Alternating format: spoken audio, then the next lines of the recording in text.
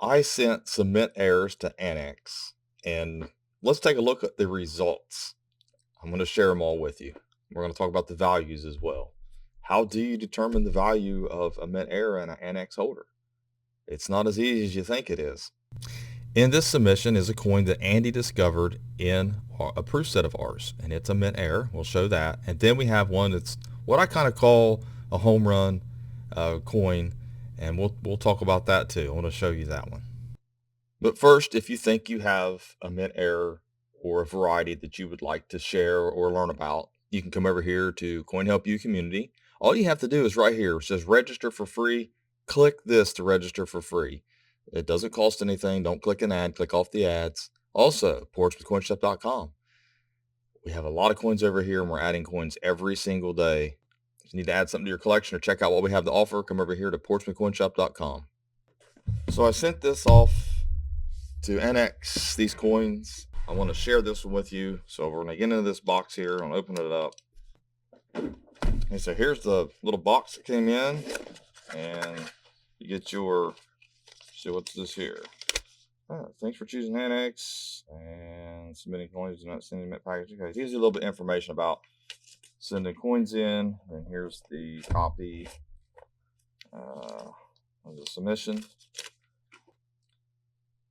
So I sent this submission in for a couple reasons. One, Andy made a discovery in a proof set, which I'm going to share last.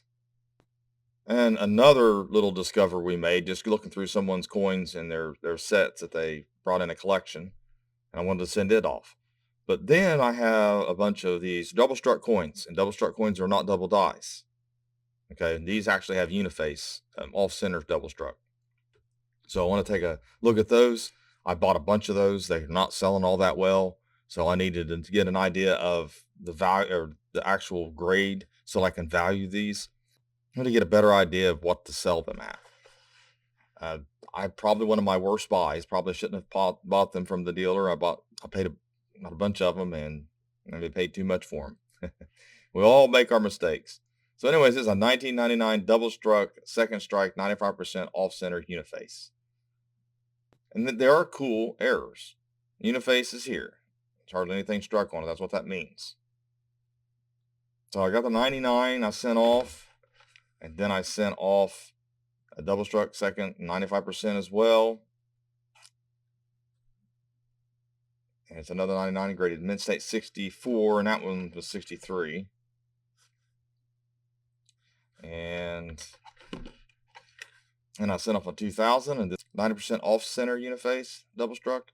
It's a mint state 63 red. And to me, I think these are really cool coins. I like them. That's why I bought them, just because I liked them and thought, well, I can maybe sell them, you know. And this one here, I wish that it was a close AM. That would have been so cool, but it's not, unfortunately. I didn't send it in as one. I know it's not one, but I'm just saying it would have been cool. I definitely look for that. I look for the white AMs as well. But this one's a 1992D, and it's mint state 60 red, which is, I wonder, it must be because of that. You would have thought that would have happened during the coin minting process, but anyways, they put 60 on it. And a 1998 double struck is 85% off center uniface. And another 1998. So I'm sure someone will want these, but I'm probably in them too deep. So I'll just have to, it'll be my loss. But there'll be nice mint errors to sell at auction. See what they sell for. At least you'll have an example of one of these if you buy it. They are cool though. That one they graded 64. So none of them received more than 64. Then this one came in and I found it in, I don't know, it was a bunch of carded, or I can't remember for sure. I can't remember the details. It was a collection that came in, and this was in the collection. It was separated, but it wasn't really labeled or anything like that. It was just in a separate little container. But it's a narrow rim, broad struck, mint state 63, Susan B. Anthony dollar.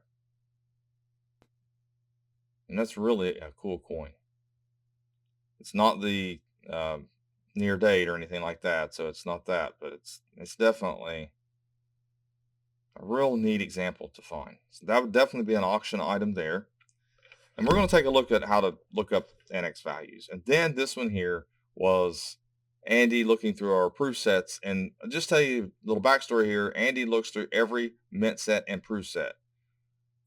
Sometimes we have to help him, but he looks through all of them to make sure they're of the quality that we want to sell. And he noticed this. It's proof Sacagawea dollar with a reverse Rimur proof 69 decan. I took better images of this to use, but here it is. I thought it was struck through Rimur, but it's saying it's a Rimur. That sounds like one word there. A Rimur. So you can kind of see it there. So that's what that is. So values to be determined, hard to decide on that. It's kind of minor, but yet it's not because it's on a proof. So you can see, it's hard to see the edge there, but definitely he picked up on that. So we're looking for values on mint errors. There's 23,387 that you can search through over here at Heritage, and that's the archive of the past sale prices. And I can type in, double struck cent. I just put 1C and see what comes up. See if anything comes up that's looks like mine. And it's probably not going to be because they're not that valuable. $30, $40 up to $60, $70. It's going to take something really dramatic and crazy to double struck to be worth something. I don't think, let me see here. We'll go with the lowest price because I got the highest selected here. So we got the lowest price. And then let's see, looks like there is off center, double struck, counting wheel. So that's $18, but that sold back in 2007. Here's one that's similar.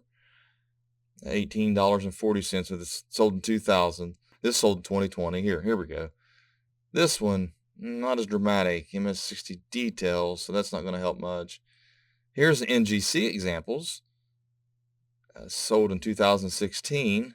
Let's take a look at that. It's one of the more recent. It's not quite recent. Things before COVID. It's details. So see, at least mine are problem free. This one's 75% off center.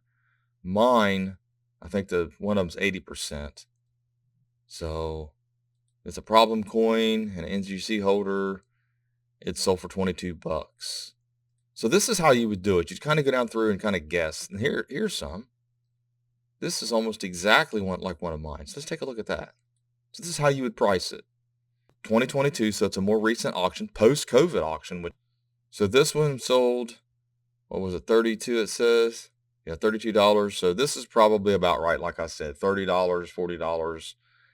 $40. Just depends. This is an 84. Mine are a little more modern.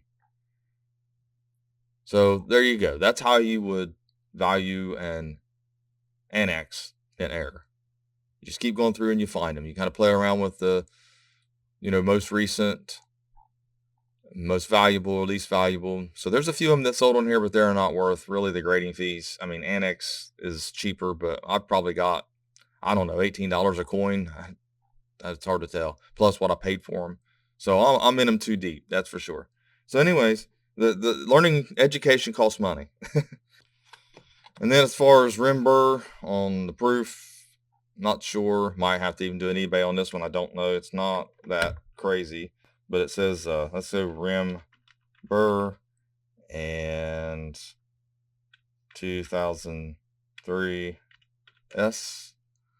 Oh, and we got one here. We do have one that's a verse Rimur. Mine's a 69. This one's a 68.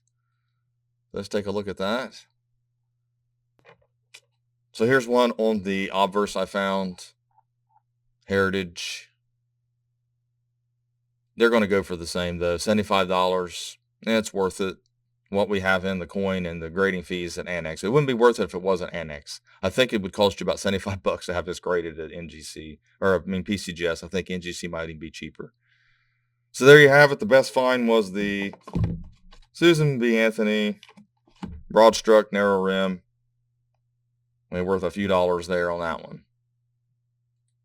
Now this is what I call the home run, because with this being a narrow rim and being broad struck, meaning it wasn't struck inside the collar all the way, the collar die, it's going to have more value because it's a little more rare.